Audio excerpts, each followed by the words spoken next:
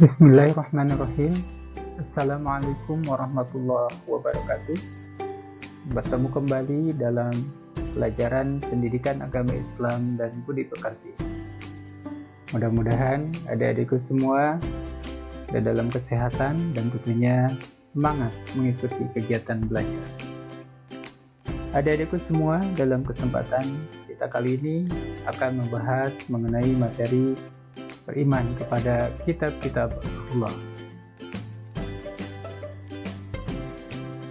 Adik-adikku semuanya, sebelum Bapak melanjutkan kepada materi, Bapak akan sampaikan dulu mengenai tujuan pembelajaran.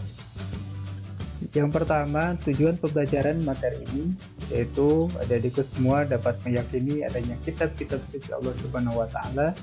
Yang kedua, dapat menganalisis mana iman kepada kitab-kitab Allah Subhanahu wa taala, dan yang ketiga, dapat menyajikan keterkaitan antara beriman kepada kitab-kitab suci Allah Subhanahu wa taala dengan perilaku sehari-hari. Nah, sekarang kita harus tahu apa kedudukan Al-Qur'an. Imam Al-Ghazali, seorang ulama ahli tasawuf, mengatakan kedudukan Al-Quran bagi akal sama dengan kedudukan cahaya matahari bagi mata. Untuk lebih mendalami materi iman kepada kitab-kitab Allah, marilah kita bahas satu persatu mengenai poin-poin penting dalam iman kepada kitab-kitab Allah. Yang pertama, mengenai iman pada kitab Allah. Iman kepada kitab Allah artinya meyakini dengan sepenuh hati bahwa Allah Subhanahu wa taala menurunkan kitab-kitabnya kepada para rasul untuk disampaikan kepada umatnya sebagai pedoman hidup atau petunjuk bagi umat manusia. Nah, sekarang perhatikan mengenai kedudukan dan fungsi kitab-kitab Allah. Yang pertama, kitab Allah sebagai pedoman manusia yang hubungannya dengan Allah. Yang kedua, pedoman hidup untuk diri sendiri. Yang ketiga, pedoman hidup untuk sesama manusia atau sosial. Yang keempat, pedoman hidup manusia yang hubungannya dengan alam dan lingkungan. Selanjutnya, mengenai hikmah iman kepada kitab-kitab Allah. Hikmah yang pertama adalah dapat berbuat sesuai dengan tuntutan Allah Subhanahu wa taala. Yang kedua, membuka cakra wala ibtek. Yang ketiga, tidak terjerumus dalam perbuatan maksiat. Yang keempat, menjadikan kitab Allah Subhanahu wa taala sebagai rujukan dalam perundang-undangan. Dan yang kelima, tentunya menjadikan kita selamat di dunia dan di akhirat.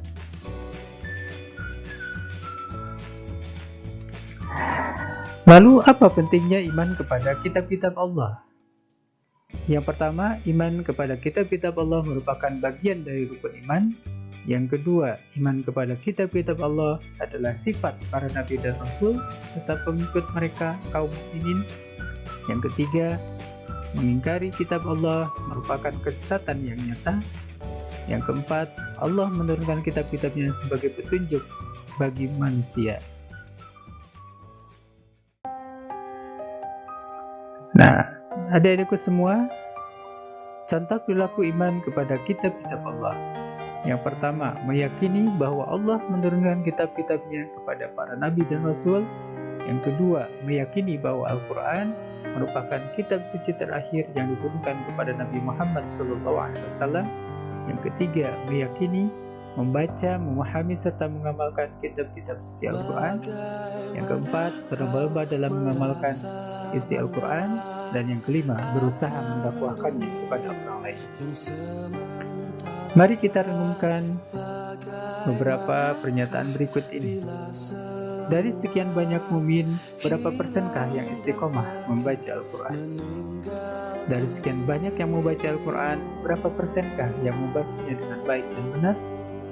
Dari sekian banyak yang membaca Al-Quran dengan baik dan benar, berapa persenkah yang benar-benar memahami isi Al-Quran? Dan dari sekian banyak yang memahami Al-Quran, berapa persenkah yang istiqomah mengamalkan isi Al-Quran? Nah, dari itu semua, sungguh kita yakini Al-Quran sebagai pedoman hidup tapi mengapa masih banyak yang jauh dari? Mudah-mudahan materi ini tentunya menjadi pedoman bagi kita bahwa Al-Quran adalah sebagai bagian dari kitab yang diturunkan oleh Allah Subhanahu wa Ta'ala. Terima kasih. Assalamualaikum warahmatullahi wabarakatuh.